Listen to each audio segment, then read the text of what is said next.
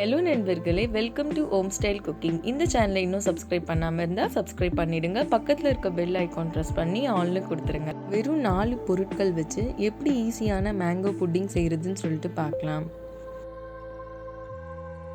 இதுக்கு நான் 3 மாம்பழம் எடுத்திருக்கேன்.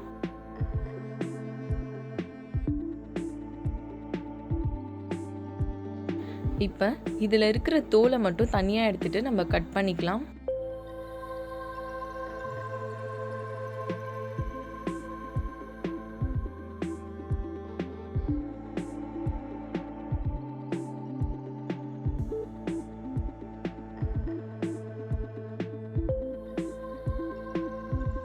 இது கூடவே 1 கப் சர்க்கரை சேர்த்துக்கலாம்.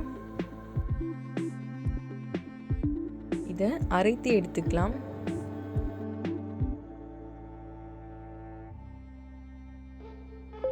இப்போ சோள மாவு 3 ஸ்பூன் சேர்த்துக்கலாம்.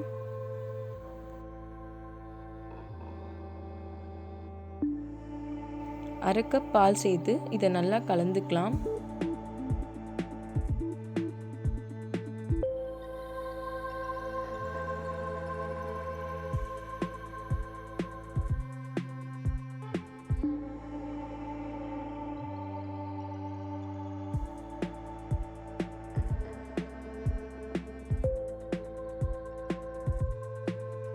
சோள மாவு பால் சேர்த்து ரெடி பண்ணி வச்சிருந்ததை இதில் நம்ம சேர்த்துக்கலாம்.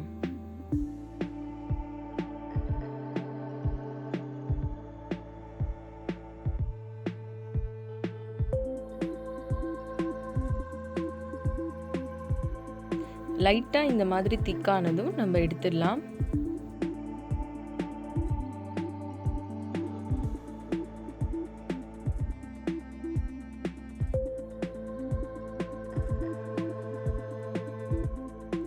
இப்போ நம்ம ஃப்ரிட்ஜில் 1 hour வச்சுக்கலாம்.